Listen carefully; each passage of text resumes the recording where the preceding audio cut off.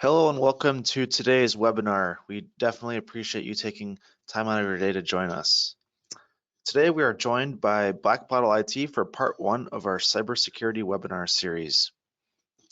As a reminder, this webinar is being recorded and we will follow up in an email with the recording, the slide deck, and Black Bottle IT's cybersecurity gap analysis. Additionally, we will send out SHRM and HRCI recertification credit. If you have any questions throughout the webinar, please submit them in the chat option. We will do our best to address those at the end of the webinar. And now I'd like to introduce John Hensberger, President at Black Bottle IT, and Mark Young, CEO at myHRcounsel.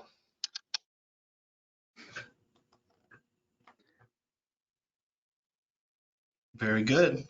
Thanks, Dan. Appreciate that. And as Dan said, John and I, we were talking before this, saying, you know, it'd be great to be sitting in a room with all of you and casually throw out some questions and, you know, talk about all of the different. I mean, if you haven't been hacked in some form or fashion, or opened up one of those emails that you worry about being hacked, et cetera, we've all gone through this. And the horror stories kind of lead to really the what did you do and where that learning is. And what we're hoping to do here is just, again, we have the, you know, with John's great background in cyber and IT and security, myself with HR, but then also in both of us running businesses, we've had to run through the, you know, everything from being worried about potentially being hacked or all the different cyber issues, to the insurance, to what happens, to, you know, consulting with clients that really go through that. So let me just start with this. It is the whole cyber liability, cybersecurity, IT liability is a gigantic field. And to do justice in this would be probably to do like a semester-long class on all the different things. What we're going to try to do here is we have a three-part series. This is going to be about a half an hour, so you know we won't take up that hour and a half of everybody's day. But we're going to start with kind of the front end of just some education around it and focus probably this first session on some questions and a little bit more on the policies. And then we'll get into things a little bit more detail around the policies, like things like, do you have bring your own devices, and if so, what are some of those things that you should do? You know, what happens if you do get hacked? What are the things that you do with your insurance company, et cetera? So we'll get into a little bit more of those details in sessions 2 and 3. But today is kind of to set up a little bit of the education to say, you know, from a baseline standpoint, what are the things that you should have in place? What are the things that you should be thinking about with your company? It's not going to solve everyone's issue. It may not solve or answer everyone's question just today. But again, we'll do follow-ups with that. If you're a client of either one of our companies, of course, we'll answer those questions through our ticketing system or whatever it happens to be, and then try to answer those questions while we're here live on this session. John, anything to add there? Yeah, I'll just say that cybersecurity is a big thing, as Mark touched on. It's a gigantic industry. There's lots of different things. There's lots of different attack vectors, lots of different ways that people want to access your information, whether it's through your systems or your people or your physical building. So I think that it's a journey, and I'm sure that most people on the call have some kind of cybersecurity in place. It's good, but it's an ongoing, all the time effort to analyze and bolster your cybersecurity posture. That's just the way that it is in today's landscape. So there's always education, there's always new things to learn about how to get better at protecting your data from the bad guys. So I'll just say that. Perfect. Well, let me tee up a couple of things here. The question when we were thinking about, how do we best educate people and give, our experiences and try to, again, open up information so that we can ask and answer questions is, the first question kind of, why is this myHRcounsel? Why are they even talking about this from an HR perspective? You know, a lot of times you'll hear people say, well, IT's got that. And when you think about it, if you're in the HR role, you're an owner of a company, you're always dealing with HR. Everything that we do nowadays, and in the fact that we're on, you know, a go-to meeting with video and IT and server and cable and everything else, just shows that everything that we're doing has, you know, an IT or cyber piece to it. HR really, when you think about it, you know, the human resources plays a huge role in it. You know, everything from when we're first looking to hire someone, we're using IT. You know, we play the critical role in the security and educating the rules, in, you know, drafting the employee handbook. All of those different things really do come back to HR. And you know, where I've seen some problems is, well, HR doesn't have to worry about that, IT's got it, assuming that all that communication happens. In that HR seat, in that ownership seat, you're probably the one talking to the employees the most on a consistent basis. And, you know, this is part of the business processes and operations. That doesn't just happen once where you sign, you know, maybe an IT policy and then that's it. So again, from the HR perspective, like why are we together with this cyber issue? It really does come down to the fact that, you know, you're sort of the go-to person for all of those employees, and you're really the keeper of these policies. Even if IT, you know, or the business or somebody else drafts a policy, you should be involved. You should know what those policies are, of course, and then, you know, be able to educate employees if they have questions on those policies. Yeah, and I'll just add that I think that, you know, like there's a, you know, in every employee handbook, you know, there's like a code of conduct or something to that effect about how you're supposed to behave in your company. And I think that like the cybersecurity, what to be on the lookout in your day-to-day job about, you know, like reporting potential like threats. Hey, I see a bad email. I clicked on a bad email. Don't be afraid to raise your hand and say, I did it. And there shouldn't be any like repercussions from that from the company perspective, and like create it, you know, like an environment where those things are like encouraged to do, because those are the things that happen the most frequently as people get duped into clicking into a bad email. That's the most likely scenario. And so to create a culture there that says that, you know, like we're going to foster that like reporting, and we're going to like encourage it, should be part of the HR process from my lens.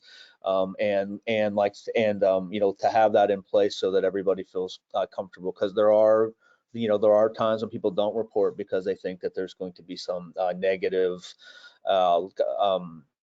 like reaction to that, reporting that I did a bad thing, I'm in trouble, and that's not the case. So Yeah, that's a great one, and it really is. It spurred two thoughts there. One is, you know, a lot of the times the communications, especially in smaller companies, which most of us are, the communications are really coming from the HR department, from HR. You know, when again an employee started, they sort of had that relationship with you as the hiring manager, and you know, it's the one person they probably meet first, and it's the person they know to go to if they have a question. So a lot of the communications on new policies or heads up, you know, there's a phishing exercise that's happening. A couple people have gotten it on their emails. A lot of times those messages are being sent out from HR. And so encouraging that cultural, you know, whether it's knowing your IT director or if you're using an outside source, knowing that, you know, who they are and being able to reach out to them as you're kind of the chief communicator, if you would, of some of these issues, is really going to be another critical piece to HR. Is just knowing, again, what's sort of going on in the organization, and then, you know, not being afraid to raise your hand and saying, I'll communicate that, rather than having IT do it or something, so that everybody again is hearing the same message across the organization. You know, really that's one of the key pieces. The second one is, and it's somewhat related to communication, is the training aspect. Everyone has different ways in which they train their employees, whether, again, some of it depends on their size of their company. Some of it depends on if, last 3 years, a lot of us have been remote. And so, do we have a Teams meeting, or, what are we doing? But this should be one of the things, if you have a schedule of training that happens during the year, this should for sure be in, whether it's once a month or once a quarter. This should be something that you're updating people on, whether it's, again, as John said, the code of conduct for IT. And we'll talk about that again in some of these other sessions, because there's a lot of pieces to that with bring your own devices and use of home computers and what you do with data, et cetera. But really training people best you can on your IT policy, and most important on that protection of your technology, and what goes with your cyber policy is going to be critical. Yeah, and I'll add too, I think setting those employee expectations up front, when they're hired, to know, what is an acceptable use of company equipment. So like, I have a laptop and I'm only going to use it for company matters. I'm not going to do it for anything personal, because that introduces another cyber risk. To, I may have some company information on my phone, like email, for example, and like, what is the company's responsibility there versus your own personal responsibility to protect that, and to report if you lose your phone, for example, to report it to the to the right people, to make sure that that stuff can be wiped out remotely if those tools are in place. Right. To setting expectations on every month, we're going to have security awareness training of some degree, whether it's an online 5-minute video or whether it's somebody formally getting in front of you every quarter to do a deeper dive. I think those expectations being set up front on hire are really important, because it kind of sets the tone for those new employees about how important that your company is taking the cybersecurity as part of your company's mission and culture. So that's right. So the last key takeaway, I think, on this this slide, at least one of the bullets, is and a lot of times, if you do have insurance now, if you've looked at cyber insurance, the price of that has really gone up like 300% in a year or two. And I think that's just it's the market reacting to just how much hacking has gone on.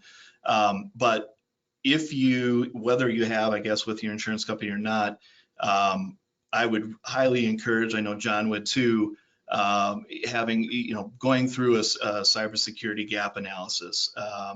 Whether it's a DIY, that's better than nothing. I would, if you have using an outside IT resource for, again, looking at your firewall and some of those different software things, they do have a gap analysis. I'd really suggest that you go through that. It is, I think from a due diligence standpoint, it's probably the bottom line, at least amount that you need to do. Would you agree, John? yeah, so I'll say that on the insurance side, the questionnaires about what they want you to fill out to go through underwriting have become daunting in some cases, depending upon what carrier you're going through. They used to be, maybe 10 questions, and now they're like 110 questions, right? And so even that, even if you are doing the daunting questionnaire, they're asking generalities to, industry as a whole, and maybe not to your specific business and to your specific industry. So I think that there's a lot of nuance in there. So even if you do satisfy all of the questions, and even if you do get insurance at the elevated rates, it doesn't guarantee that you're protected from an event, because they're just broad brushing everything with what they see across verticals. So to do a gap analysis with your internal people or with a third party, to just understand where your gaps are and that are kind of specific to your industry and your business, is important, because the gaps in your business may be different than the gaps in somebody else's like business, because the manufacturers, for example, have a different risk posture than like a financial services company. They just have different things, they have different risk, and so they're different. And so I think you need somebody to come and look at that specifically to your vertical in your business. That's great. Okay, yeah. So we're going to tee up a couple of questions here and do a quick poll, but think of yourself here now as an employee of your organization. You know, have you received a written policy for your personal use of work devices? You know, whether that's a mobile phone or your laptop, you know, any one of those sort of personal use of devices that you're either assigned or maybe you use that your company doesn't know. So we'll leave this poll open here for about 30 seconds.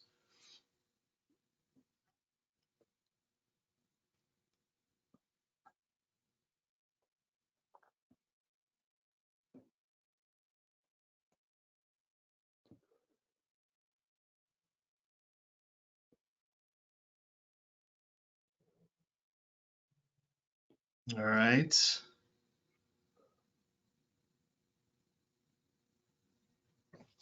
Hey, that's pretty good. So we have about 20 people on. So that's, you know, 15 of you have received a written policy for personal use of work device. That's pretty good.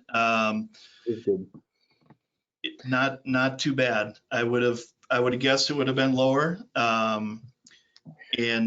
So yeah, John, you got a comment on that?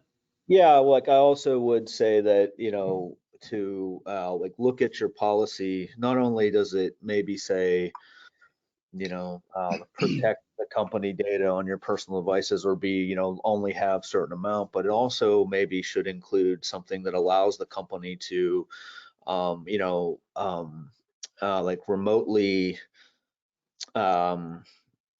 contain any of the company information on, you know, like on like a mobile device, so that if the employee is terminated or if they lose the device, well, then it can be like remotely destroyed. And so to have something on a personal device that is company related to allow access like that probably should be a policy, that they're aware that if they have email on their phone, that this is the company's right to go and remove that remotely under such conditions. I think that's an important thing to say. I think one of the good things is, I think in our next session, and in session 2 in a couple weeks, we will go through personal use of, because it is one of, I think it's the #1 reason people are getting hacked is personal use of work devices. And I say that broadly. One of the main ways that hackers can get into a company's system is to hack employees' personal, you know, Gmails or use of their phone. A lot of people will send, you know, we used to do this as attorneys until now it's a bar association rule where you can't do it. But sending a file home or remember by hand, bringing a file home, and you would check it out, and then you would lose it. And my God, the things that you had to go through to tell your client you lost their file or whatever, those rules are still in place, and even worse now with technology. So if you send an email home to your personal email because you're going to be home, you know, in a couple hours and you're going to work on that, I believe is the #1 way that hackers can get, you know, sort of backdoor into a system, rather than going through, you know, using your firewall and logging in through the firewall at home, you know, or on your laptop, so it has that same company protection that your company has paid for. Your personal devices and your personal use probably doesn't have that. Yeah, like, and I'd also say, you know, one of the common use cases there would be, hey, you know, like company email has a bunch of email filters and it's pretty restrictive and it's a pain. And like things get blocked that are like legitimate all the time. And so rather than go through the normal IT process of like notifying somebody who is the manager of that and saying, hey, these addresses need whitelisted so they come through, they just go, hey, can you just send it to my Gmail because I don't feel like dealing with all that, right? Yeah. And like so then they get it on their Gmail, they get it on their personal device, and then off to the races a bad guy could go. So I think that's the typical use case there of where it goes wrong. Yeah. All right. Next question. Have you attended the A cybersecurity training through your current employment?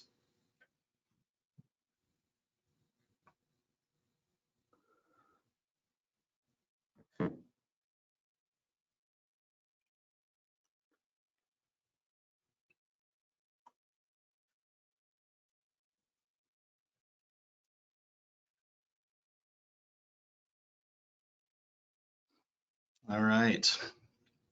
Yeah, I'm gonna guess this one's probably pretty high because if you have a cyber like insurance policy, like this is Yeah. on every single question there. So no, Yeah. surprisingly Yeah. no. So It's we're sort of in that. I think we're sort of in that weird stage where, we tried to survive. Again, we're sort of 3 years into the pandemic, tried to survive that. I was trying to think of the security training that we do either at myHRcounsel or previous to this. I do remember, in larger companies having that training in that first couple of weeks of a long onboarding process. I think one of the issues with a smaller company, and I'll just say, let's call it less than 500, less than 100, whatever, is training in general is kind of tricky. People come on at different times. You don't shut down the company for training for 10 people. You don't necessarily have a learning management system because it's expensive. And so, one of the trickier parts is just what are the things I train my employees on? Because, you could be everything from leadership development to cyber to dealing with contracts, whatever. And how much is my budget for that? Can I afford to do this? And then two, with cyber, it's do I have experts that can speak to this? Or if again, a lot of smaller companies will use outside resources. We do, and we're super glad we did because we have really heightened our security, and it's helped out even with the insurance. But how do we train our people not only on our policies, but again, here are the things to look for in that. So John, you got any thoughts on that, on maybe how you'd go about that, or where do you start? yeah, I think that like the biggest bang for the budget buck is to just do some sort of short every month. It gets delivered via email, and there's services that do it, and they have little training videos. You watch a 3 to 5 minute clip on a cybersecurity incident, and then there's a short quiz at the end, 3 questions maybe. And I think that kind of reoccurring education that happens every month, some clients want it twice a month. Gets it just in everybody's face regularly, so it's always top of mind. And like so, then those training courses sometimes are topical. So if there's maybe like some series of events that may be hitting out there, well then there's some topical stuff that we can put in there. But I think that is the biggest bang for the buck. It doesn't cost a lot in context of having somebody physically train your staff in person. And I think it does a really nice job of just reinforcing the concepts.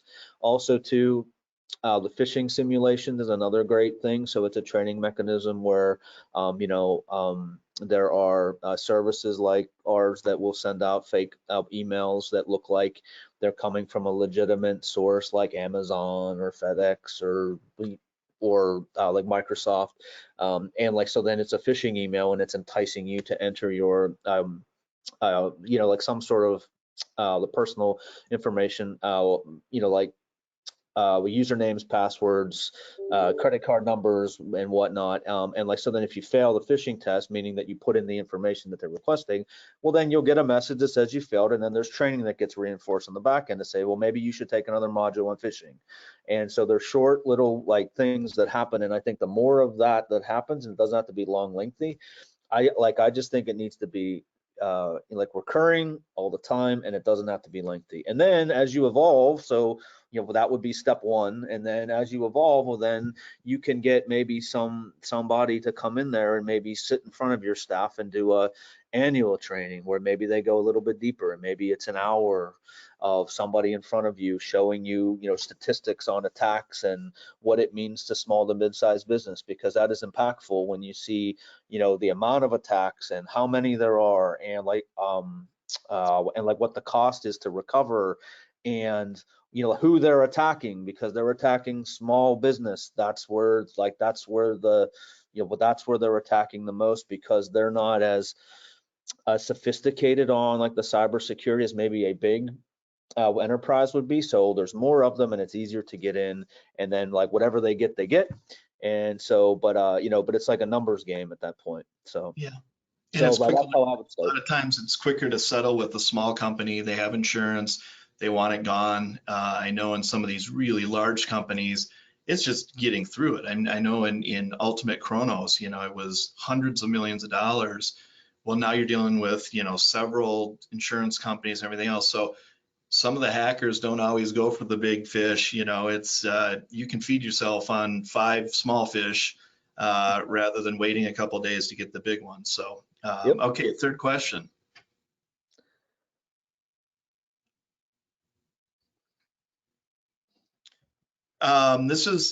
This kind of is going to set up again things going to our more detail around the training on number 2 and number 3 when we set these when we do these next webinars. But this is a little bit of maybe a trick question, but who owns the data on the computer at work?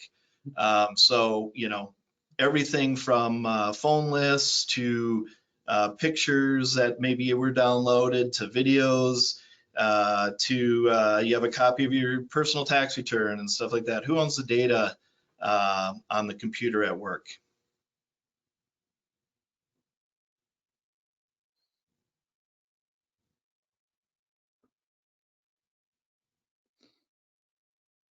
All right. That's good. We got smart people here. Yep, yep. And that's very true. I think we're getting better at this. Most policies will say, things like, just even using personal email through a company computer, that is not protected information. That's not confidential information where the employee can say you can't look at that. Computers, company computers are companies' property, and they have the right to look at that. It's the same with email. We'll get into some of the detail around confidential information. What is it? There's a lot of, we get a lot of questions. There's a lot of lawsuits out there from people who maybe were exchanging information and ran it through their company computer, even from a Gmail account, et cetera, who wanted to protect that data, who didn't want their information, didn't want the company to know about that information. And I think people are smarter now and understand that just like the telephone back in the day, I remember from law school, one of the very first things on the 14th Amendment, whether you had to have a search warrant or not, was, on a payphone. And the whole idea was, is there expectation of privacy? And I think 25, 30 years ago, when the internet was first maybe coming out, people thought there was privacy, hey, if I'm on the internet, it's private.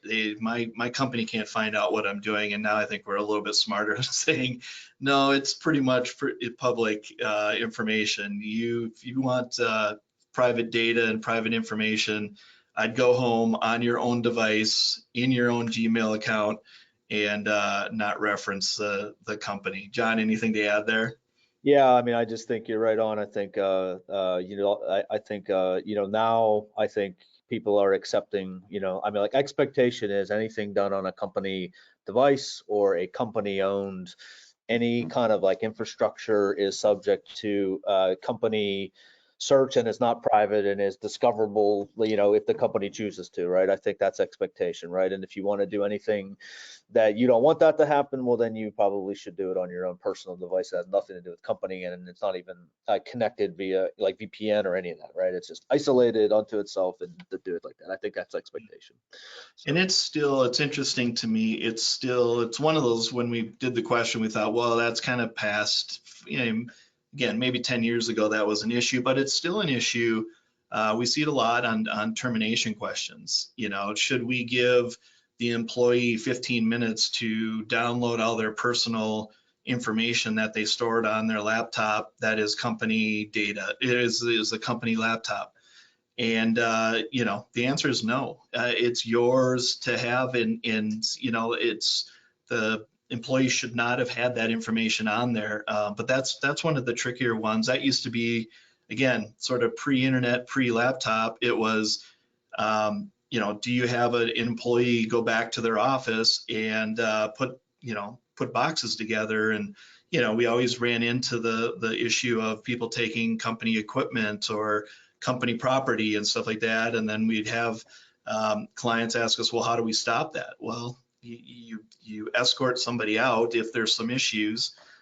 You be consistent, obviously don't discriminate. And we'll, again, get into that in those policies. But it's not being mean, it's just being the fact that this stuff happens. And again, a lot of it is to protect the company, but a lot of it is there are ways to then get in and hack and get around if that personal information is all over company property. So Dan, are there other questions that have come up? Yeah, no questions so far. Okay. But if you have any questions, feel free to add those in the questions tab on your dashboard. Yeah. Again, is this, we're going to continue on with this as a series, and we'll get into things that go into a policy that you want to have in there, and a little bit more explanation as to why. Again, the idea is, as John was explaining, sort of the insurance side, having cyber insurance, we get a lot of questions, should I have it, should I not? Cyber insurance is a great thing to have. It's expensive, but it's sort of after the fact, right? It's what do you do when something happens? We're talking right now about the front end, and again, with HR, business ownership, et cetera, to go in and whether you have life insurance or not, what we're talking about here is going into, maybe go into Lifetime Fitness or whatever it happens to be, and having a personal trainer, work you out and see, what kind of condition you're in. That's sort of doing that gap analysis, and then having those policies in place is, again, the personal trainer putting together a workout plan for you for the next 7 days, and that includes training and policies and that.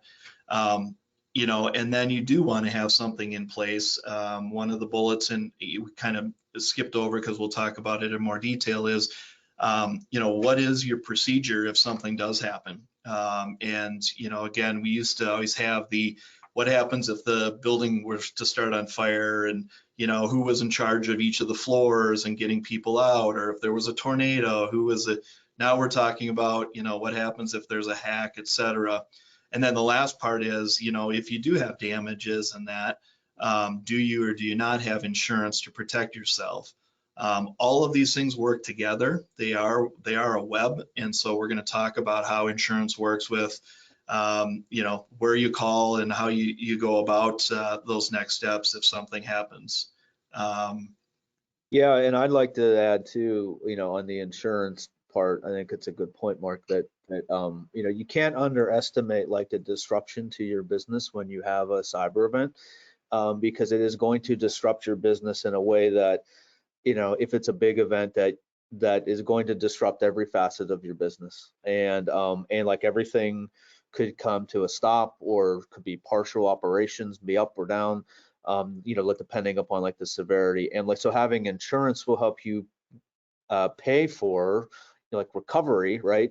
However, though, it does not, it doesn't pay you for like the disruption to your staff, your business, and to your clients. So I think to the Mark's point, to be like proactive and to be protecting yourself as much as you can to like reduce that risk, because you're never going to be like 100% secure. There's no such thing.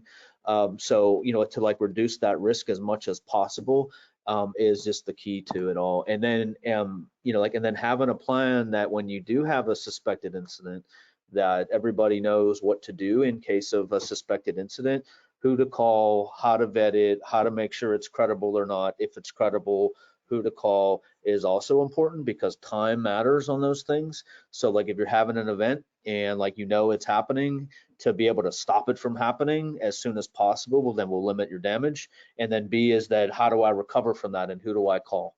Because most people don't have that talent on staff. And so you have to have those relationships in place prior to an event, because then that means that you can respond quickly to when it does happen to you. So I think those are all good points, Mark. Yeah. Great. John, did you want to talk about this slide about the Yeah. I'll just say that, what we do for clients is, we do like a gap assessment. Like it's free, it doesn't cost anything. And, like if you scan that QR code and there's a form that you fill out, it's got like 30 questions about, your cybersecurity tools and your process and policies and procedures and things like that. And like then we will like review your answers, and we'll schedule a call with you and go over it for 30 minutes, and we'll just review your answers, and we'll give you some suggestions on how to fill your gaps, whether you do it through us or if you have another third party. It's all good. However you fill your gaps, that's kind of our mission here, is to make sure that you're like aware of gaps, and then how potentially to fill them with solutions. And there's tools, there's people things, there's policies and procedures, there's all kinds of different things in there. It's not just like buying security tools will solve all your woes. I mean, that is one thing to do, but that's not going to cure all your woes. And one of the things that we often find is there's a lot of marketing confusion, maybe I'll say, on tools. Will say they do lots of things, and maybe terms they use are kind of ambiguous, and they could mean certain things. And if and if anybody says if you install these tools that you're secure, they're not telling you the truth. So I mean, that's just not a factual statement. It's just not. And there's all kinds of different areas. It's a complicated thing. It's not a silver bullet will cure all my woes. So I would just say that. And so like that would be part of our assessment with you, as we would go through those, and we would advise you on, hey, this is the low hanging fruit about what to spend budget on if you have it here, and we would just kind of guide you through that process. So That's great.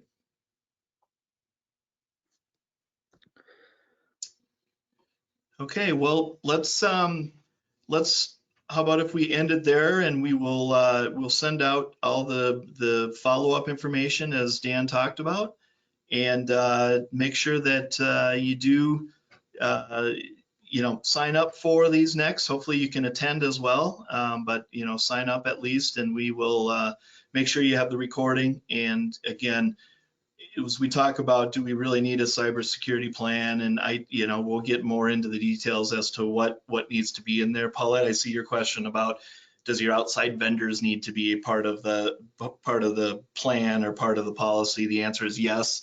And we'll talk about to what extent and what are some of the things that they need to be involved in. And a lot of times they're going to help you write some parts of that, et cetera. And then the 24th is, how do you gain better, cyber posture with your vendors?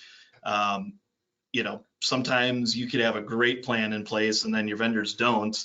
And some of the information that you're passing along, or emails that you're passing along, how many of us have sent out to a friend, or our friend has sent out to us oh, by the way, I got hacked, and so you may see some things from me and stuff. So, what are some of the things that John and his group can do, to get ahead of some of those things? And then, the biggest thing I think we want to be able to talk about is when it happens, because it probably will, and hopefully it's a small hack, but I've been hacked in different businesses, and we thought we had every tool, like John said, that we were guaranteed nothing would happen. What do you do with it? Because, again, things like that can happen, but if you have a plan together, it's always, no different than when you were telling your kids what happens if you have a fire in the house. If they knew what was going on, there's a lot less damage that happens, and, it is survivable. Many companies have gone through this and stuff. But having the plans in place, having people in charge of the different areas, and then keeping it up to date is going to be the key. So, I certainly appreciate everyone taking the time. John, do you want to say anything in closing? Yeah, just thank you for the opportunity to be part of the webinar series. It's going to be great to continue on with those other 2 sessions, and we're looking forward to maybe getting a little bit deeper into the weeds on some of those other categories, because I think it's important information to just people to understand kind of like what they should be doing, and where they should be spending time if they have time to dedicate to their cybersecurity program. So yeah, but thanks for the opportunity, Mark. We appreciate it. Thank you. Yeah, you all have a good day, and thank you very much. Thank you.